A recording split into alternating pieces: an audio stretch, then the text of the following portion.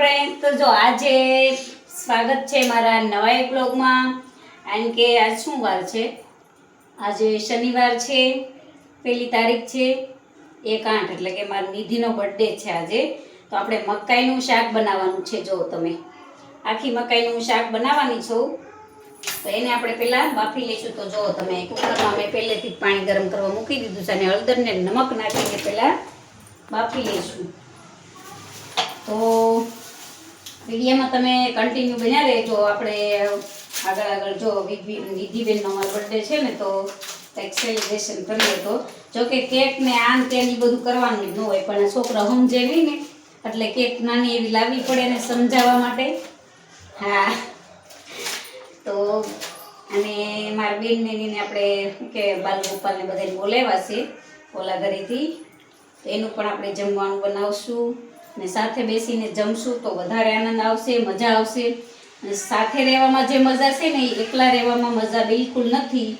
જેને સમજાઈ જાય એને વંદન, નો સમજાય એને અભિનંદન. હા, નો સમજાય એને અભિનંદન. બાકી નકર બહુ મસ્ત જ હતું બધું, સરસ જ. જો હવે આ મકાઈ મેં 5 મકાઈ બાફવા મૂકી છે, 2 ભાગ કરીને કટકા કર્યા છે. તો એમાં આપણે નમક નાખી દઈશું અને હળદર નાખશું. જોકે બધા મકાઈનું શાક ને બધું બનાવતા જ હોય, પણ આપણે બ્લોગનું કામ છે એટલે થોડી રેસીપી થઈ જાય, બ્લોગનો બ્લોગ થઈ જાય, બ્લોગ. અને એમાં થોડી હળદર નાખી દઈશું આપણે. જો તમે બસ.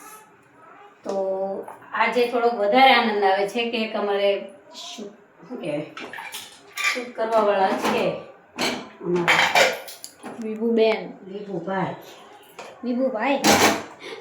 રેડી છે વૈભવ.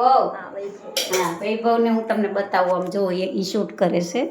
જો અમારો વૈભવ જ છે. હો, આડો આવી જાય કેમેરા. રેડી છે આપણે. ચાલો કુકર બંધ કરી દઈશું. આપણે ઘડીક ફોન પણ બંધ કરી દઈશું. હવે શાકભાજી થોડું ઘણું કરી નાખું, મળીએ પછી. હાલો, આપણે છે ને ભાજી આપણે સાઈડમાં કરવાની હોય ને, ગ્રેવી અને કે, તો જેમ પાવભાજીની ભાજી થાય ને એવી જ ભાજી બનાવવાની. તો એના માટે આપણે જો શાકભાજી લઈ લીધું છે. ઊંચો રે કેમ ઝાંખો હશે. તો જો બટેટા છે, ગાજર છે, ફુલાવર છે અને આ દૂધી જે હું સુધારું છું. અને ટમેટું અને ડુંગળી, એની ગ્રેવી આપણે થોડીક અલગ કરશું. અને કે જુદી આના કરતાં બાફીને. તો ચાલો આને પણ હું બાફી નાખું.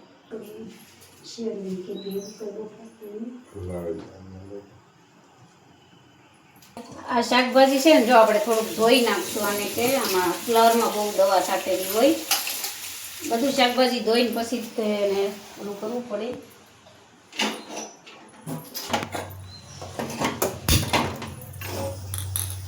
તો આપણે આને થોડુંક બાફી લેવું છે હવે. ચાલો, આમાં અડધો ગ્લાસ જેટલું આપણે પાણી નાખવાનું છે, ખાલી બાફવા માટે. જો તો હવે આમાં થોડુંક નમક અને થોડીક એવી હલ્દી બાફવામાં નાખી દઈશું. નવીન પાવભાજીની એમ જ બનાવું. ચાલો,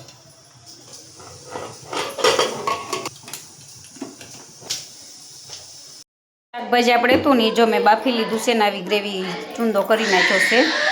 ડુંગળી ટમેટાની ગ્રેવી પણ કરવાની છે આપણે, થોડીક એવી મસ્ત. તો ચાલો હમણાં બસ ધોઈને થોડી ખાવા મૂકી દો, કરી નાખશું. જો આમાં આપણે આદુ, લસણ ને કોથમરી ને 2 મરચી નાખી છે, એને મિક્સરમાં પીસી લેવાનું છે.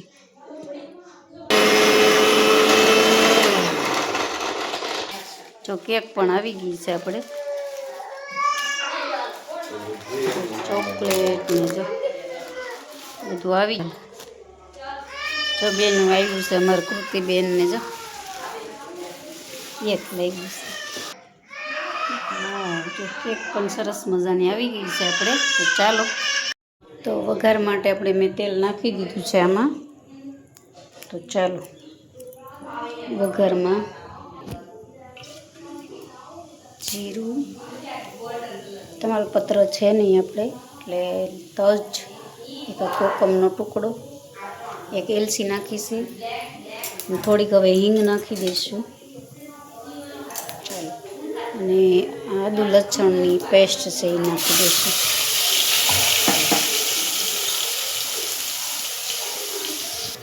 તો પેસ્ટ સડી ગઈ ને પછી આપણે એમાં જો ડુંગળી અને ટમેટાની પ્યુરી નાખી દેવાની છે.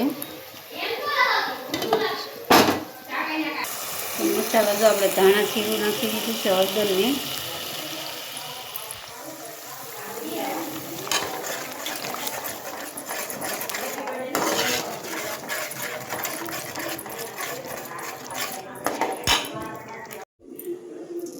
જો આપણે મકાઈ આ રીતના બાફીને કટકા પીસ કરી લીધા છે, થોડા ગોળ કર્યા છે અને ગ્રેવી પણ આપણે જો સરસ તૈયાર થઈ ગઈ છે. હવે આ ચૂંદો એમાં એડ કરી દેવાનો છે.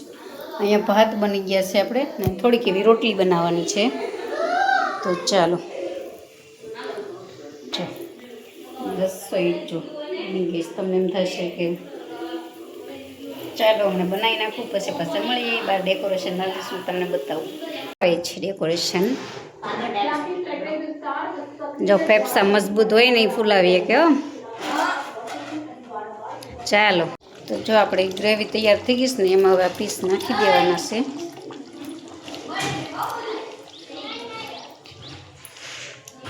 ચાલો હું બધું મિક્સ કરીને પછી બતાવું. પછી જો અમારો બર્થડે ઉજવે છે. જય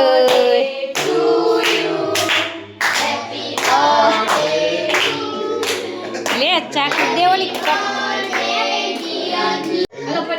હાલો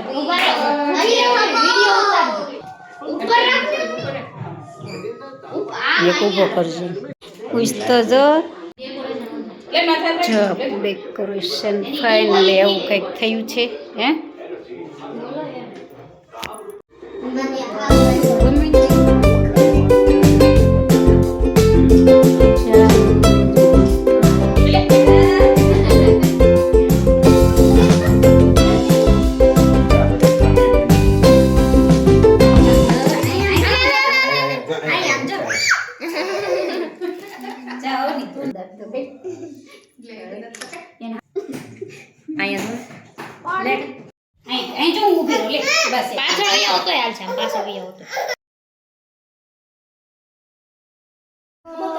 હા લે ને અમાર નિધિને જો ગિફ્ટ આવી છે. જો મસ્ત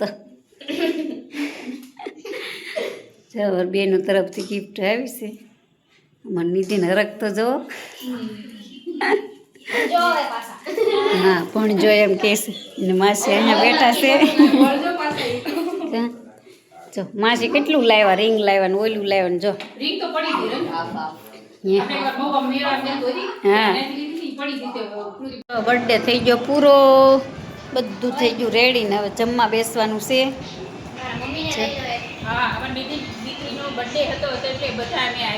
બધા બર્થડેમાં આવ્યા હતા. અવની બેન બેઠા છે, મજા આવી ગઈ. ચાલો જો અહીંયા એના માસી છે લાવ્યા, રિંગ લાવ્યા હતા.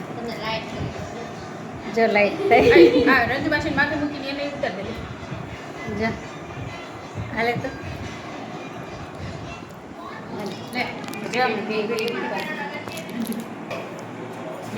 આવે છે.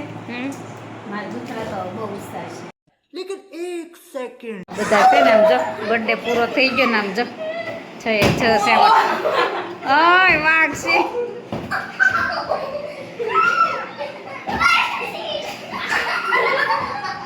જામ જામ લઈ ટકુ અહીંયા બેઠું. ટકુ કાંઈ મસ્તી કરે છે બધા.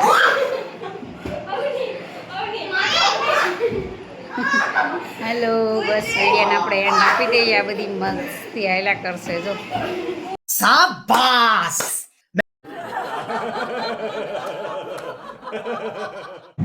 ચાલો વિડીયો જોવા માટે બધાનું થેન્ક યુ, આભાર. મળીએ પાછા નેક્સ્ટ બ્લોગમાં. આવજો બધાની. જય શ્રી કૃષ્ણ.